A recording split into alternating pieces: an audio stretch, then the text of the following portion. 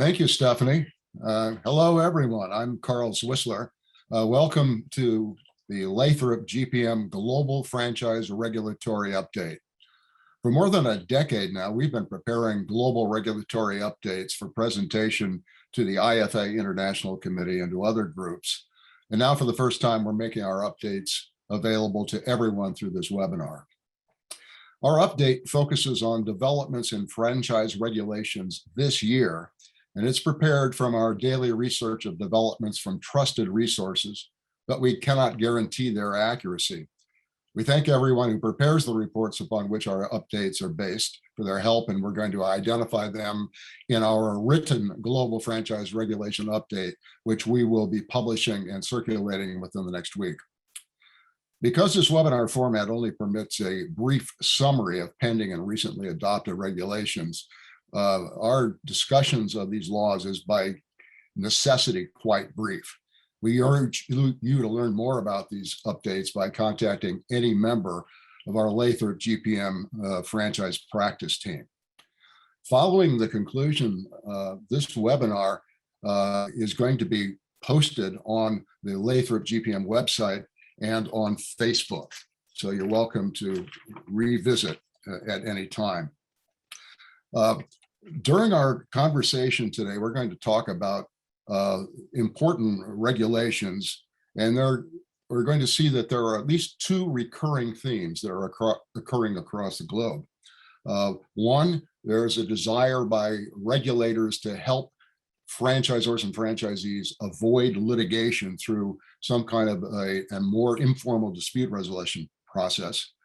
And second, we are seeing the adoption of laws or proposed laws to regulate the ability of franchisors to require franchisees to make additional investments during the term of their franchise agreements. We'll have more on that in a minute too. With me today is Elizabeth Dillon. Liz is a partner in the Lathrop GPM Minneapolis office. She is the chair of the Franchise and Distribution Practice Group, which comprises 30 franchise lawyers and paralegals. Liz has almost 20 years of experience with international franchise law. I'm Carl Zwissler. I reside in the Washington, D.C. office of Lathrop GPM.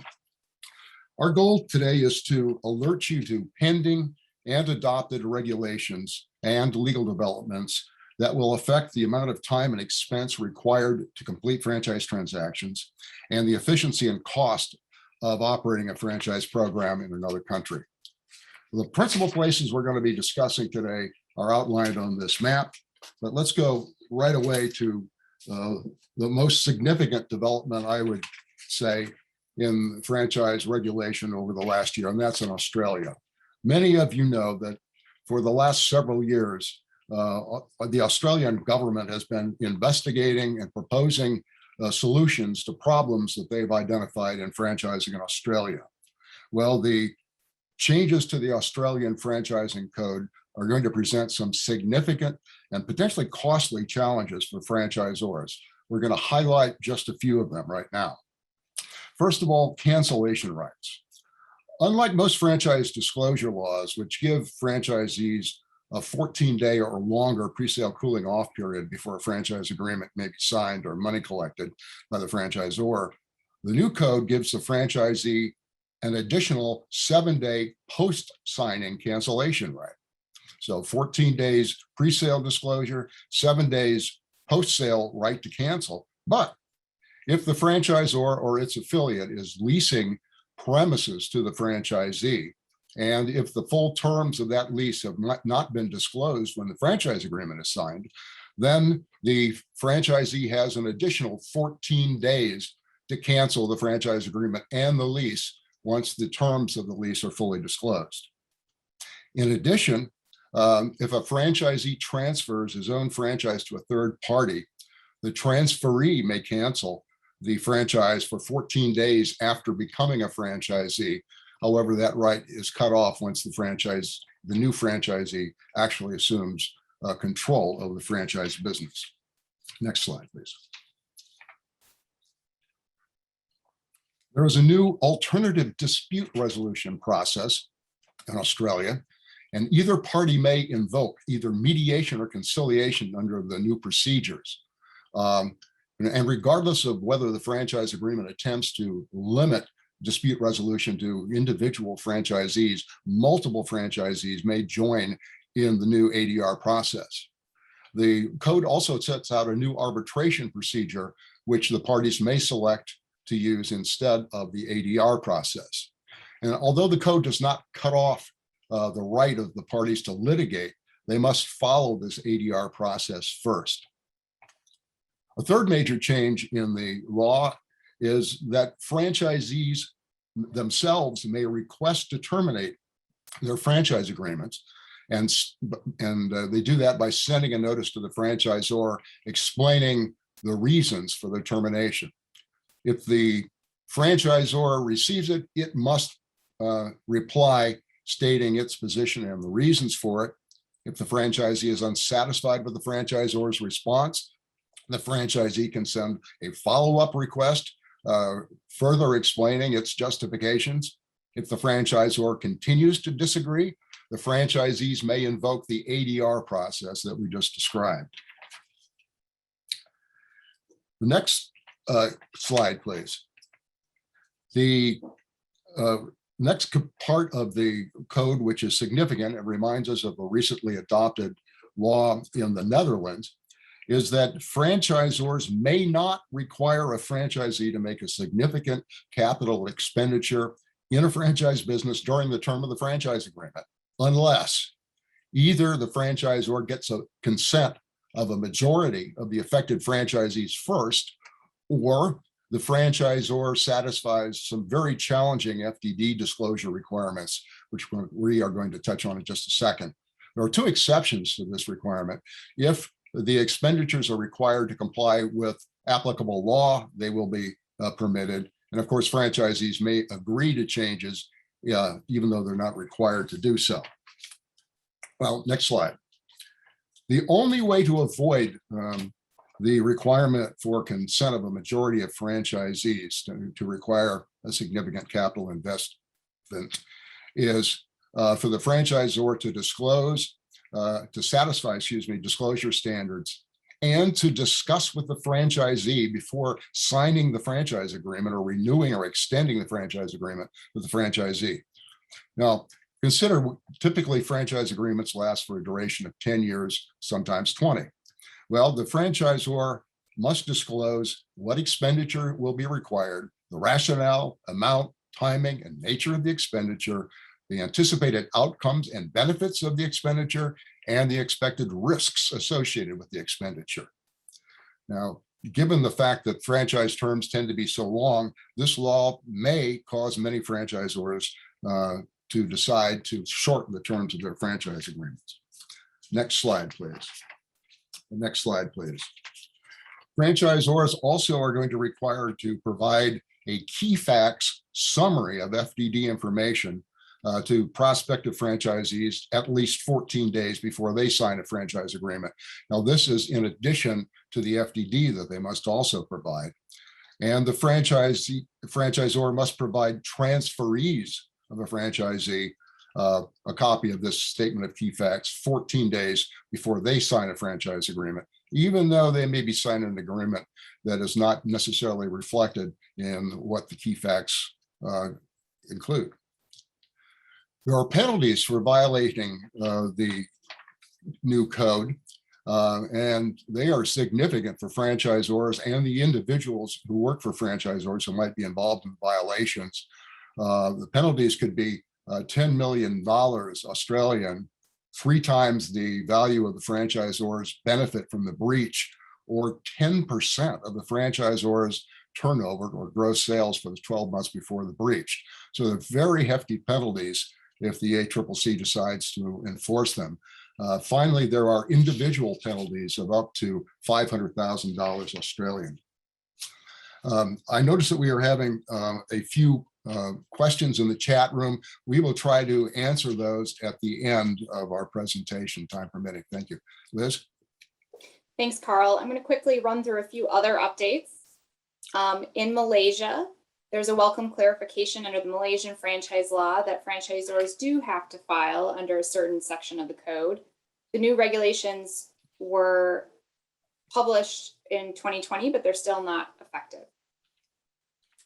In Poland, there's a proposal for a Polish franchise law. It's currently in the very early stages. The Ministry of Justice appointed a working group that issued a draft, but no official draft has been uploaded to a government website, and it's likely to undergo some significant changes if they do decide to move forward. But the current proposal would regulate pre-sale disclosure and prohibit unfair practices. In Quebec, a recent development in May of this year, there was a proposal that would require that all franchise agreements and other form contracts be written in the French language. Historically, it was sufficient to have an acknowledgement in the agreement in French that the parties agree that the agreement will be written in English. But they're looking to change that, and public hearings are scheduled for about this time of year. In Romania, they've had a franchise law for many years, and in 2019 imposed a registration requirement through a national franchise registry.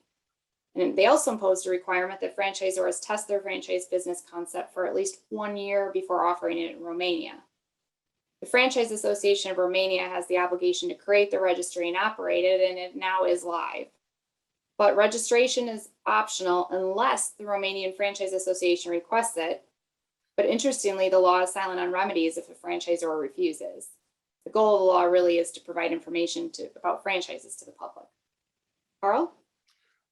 For the last 2 years, South Africa has been considering a proposal that has been developed by the Franchise Association of South Africa. And that under that proposal, a franchise industry ombud regulation would be established. And it sets out a 30-page detailed mechanism for resolving franchise disputes, complete with rules of procedure that are similar to US federal rules of civil procedure. This is similar in some respects to what we just discussed in Australia, in that the parties must go through this procedure before they can proceed to the courts, but they are not ultimately precluded from going to the courts. Interestingly, parties who are participating in this process may not disclose information about the dispute to the media. Next slide, please. Also of significance is the fact that the proposed law would establish new standards of performance for franchisors and franchisees. Liz? Thanks, Carl. Another interesting development in the UK is the UK is issuing regulations on advertising products high in fat, sugar, and salt, which result in that they would prohibit this kind of advertising of these products during certain times of the day. Brand only advertising would be continued to be allowed if these products don't actually appear in the advertisement. And companies can continue to promote these products in social media and radio and podcast and things like billboards. Interestingly, the restrictions do not apply to small and medium-sized companies with less than 250 employees. But any business operating under a franchise agreement will be treated as part of the business of the franchisor and not a separate business, which will greatly impact a lot of food business advertising in the UK. Moving to the United States, we're going to just briefly summarize some of the major developments at the federal level. There's obviously a lot more going on, and there are other programs that will go into those in more depth. But high on the mind of all franchisors and franchisees for the last 5 or more years has been the concept of joint employer. And since the inception of the Biden administration, the joint employer rules adopted during the Trump administration, which overturned decisions issued during the Obama administration, have been challenged by the new Democratic leaders of the Department of Labor and the National Labor Relations Board. Some of these rules are also being challenged in the courts in actions brought by Democratic state attorneys general and the Service Employees International Union. Next slide, please. The independent contractor issue at both the federal level and in California in particular remains a very hot issue. The PRO Act, which stands for the Protecting the Right to Organize Act, has been introduced as an independent bill and as part of the Biden infrastructure bill that Congress is currently deliberating. It would make major changes in the way that workers can organize and would adopt the ABC test for determining whether a worker is an employee or an independent contractor. Because under the ABC test, workers who are involved in the same business as their payors, and they're considered to be employees under those circumstances, franchisors are quite concerned that franchisees may be deemed to be employees of the franchisors themselves. It's too early to determine whether this is going to happen, but it does have the strong support of the Biden administration. Liz? Thanks, Carl. As some of you may know, the FTC is also conducting hearings to determine whether the current FTC franchise rule needs updating. They had some hearings back in last November, and nothing really has come out of that as of now, but we expect something to be coming out in the future. Also, Senator Catherine Cortez Masto published a study that allegedly shows deficiency in franchise regulations. She's pushed for an increase in funding to the FTC to enforce fair standards and contracts and to revise the FTC rule to provide for some more investor protection. In particular, Senator Cortez Masto also sponsored legislation requiring disclosure of certain information related to SBA loans. So if a franchisor wants its franchisees to be able to access SBA loans, certain additional financial disclosures must be in the FDD. Finally, the Biden administration has asked the FTC to evaluate the enforceability of non-compete clauses in employment agreements, but that will have an impact on franchising as well. Moving on to the EU, there has been some proposed changes to the vertical block exemption. This has been underway for about 2.5 years, and the principal focus is on how to regulate internet or passive sales. And the new regulations may allow for some limited restrictions. There's not much to say right now, other than if you're doing business in the EU, changes are coming and you should pay attention to them. Also, other developments, Carl? The most significant one that we're going to report on is the law in the Netherlands that became effective at the beginning of the year. It is a comprehensive and extremely challenging law for franchisors. It requires comprehensive disclosures. It restricts franchisors from requiring changes in franchisees' investments in a way that's different from what Australia does. And it mandates financial performance representations about proposed new locations. And of course, if you're a foreign franchisor entering that market for the first time, your ability to prepare that FPR may be difficult. Finally, and most notably, it's my favorite law of all time, this law requires franchisors and franchisees to be, quote, good franchisors and good franchisees. So that's what you have to do if you're going to be doing business in Netherlands as a franchisor these days. Liz? Thanks.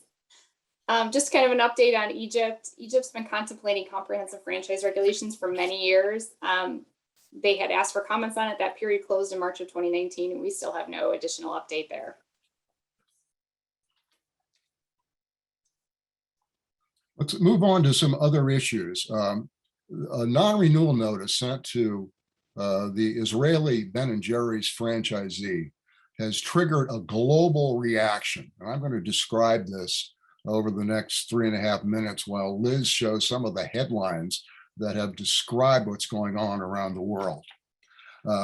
Although that Israeli franchisee has neither filed a lawsuit nor made a public statement, the non-renewal has sparked condemnation by the current and former Israeli prime ministers, the former Israeli antitrust commissioner, US franchisees who are impacted by the decision, the board of Ben & Jerry's, the US Senator Rick Scott, 8 US states which invest in pension funds in Unilever stock, and thousands of supporters of Israel and Palestine have weighed in on this.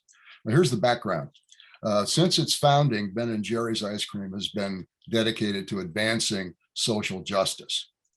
In 2001, Ben & Jerry's founders sold the company to Unilever in an unusual transaction, which left in place the Ben & Jerry's board, giving it alone discretion over how Ben & Jerry's carried out its social justice mission. Well, because Unilever owned Israel's dominant ice cream company, which is called Strauss Ice Cream, when it acquired Ben & Jerry's, Unilever was required by the Israeli Competition Authority to agree to retain the Ben & Jerry's Israeli franchisees. So 2 months ago, after intensive lobbying from groups opposed to Israel's occupation and threatened annexation of part of Palestinian territories, the Ben & Jerry's board announced that it would not renew its Israeli franchisees franchise agreement when it expired at the end of 2022. The reason: the franchisee was selling B&J ice cream through 2 grocery stores in occupied territories. Now, without consulting with the board, Ben & Jerry's board, however, the Unilever board announced that Ben & Jerry's would continue to operate in Israel under a so-called different arrangement following the 2022 expiration date. What happened next? Well, the decision was denounced by the present and former Israeli prime ministers and challenged as illegal by the Israeli Antitrust Commissioner. Ben & Jerry's board claimed that the Unilever board was violating its independence. Various organizations supporting Israel claimed that the decisions of Ben & Jerry's are tantamount to an illegal boycott of Israel. That's resulted in US-based franchisees who operate 30 stores publicly asking Ben & Jerry's to change its decision because of the adverse impact that the publicity was having on their sales. Florida Senator Rick Scott claimed that the actions were anti-Semitic in violation of the US anti-boycott laws, and he has asked the US Department of Commerce to investigate what's going on. Meanwhile, US-based Israel supporters characterized the franchise non-renewal as an illegal boycott, and they've asked 35 states which have adopted anti-boycott laws to take action against Unilever.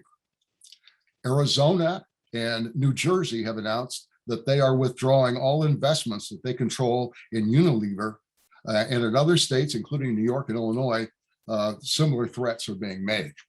So to recap, this is a single non-renewal based upon the sale of ice cream at 2 unbranded retail outlets. It's resulted in a non-renewal, and it has created political and economic ramifications throughout the world. Yet so far, this is not being treated as a franchise dispute. There's no litigation. There's no proposal to regulate franchise non-renewals in Israel at this point. Liz? Thanks, Carl. Super interesting case. Another interesting case, and a case where the franchisor is trying to do the right thing and still gets dinged. Domino's was sued by a competitor in France under the anti-competition laws there for giving franchisees loans with favorable payment terms. The competitor alleges that this allowed Domino's locations to continue operating while the competitor had to close 26 locations, and they're seeking 78 million euros. Under the unfair competition law in France, even though it's difficult to prove that these loans caused the losses, damages are presumed. But in response, there have now been amendments to the banking monopoly law, the anti-competition law, that permit franchisors to make loans to franchisees under these favorable circumstances.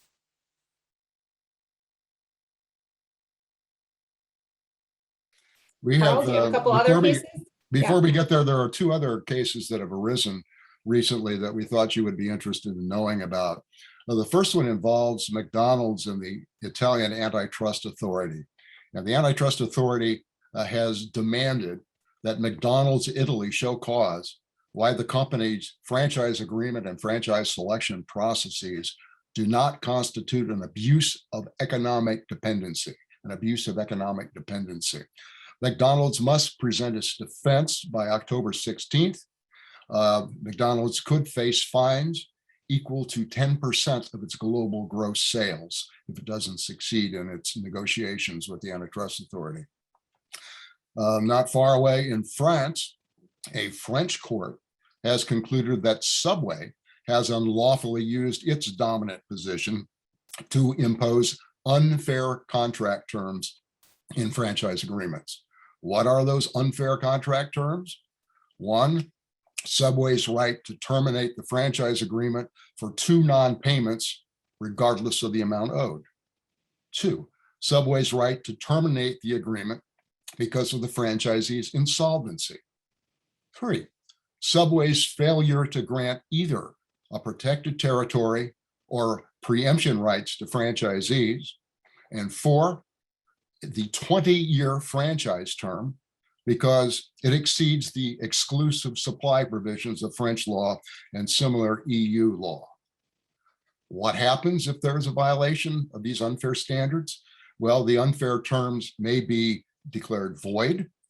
The franchisor may be required to compensate the franchisee for any damages it's incurred, or the franchisor, Subway in this case, could be subject to a 4 million euro civil fine. This case is on appeal. We will continue to watch it. Liz? Thanks, Carl. I think we answered the one question in the chat. We've got a couple minutes left. If anyone else wants to put a question in the chat, they can do so now. They can also feel free to reach out to Carl or myself with any questions about what we just covered. And as Carl mentioned, we'll be publishing these updates in writing and plan to get that out in the next week or so. And we'll make sure that everyone on this call receives a copy of that. So thank you all for coming. Look, as Carl mentioned in the beginning of this presentation will be posted on our website and on social media as well.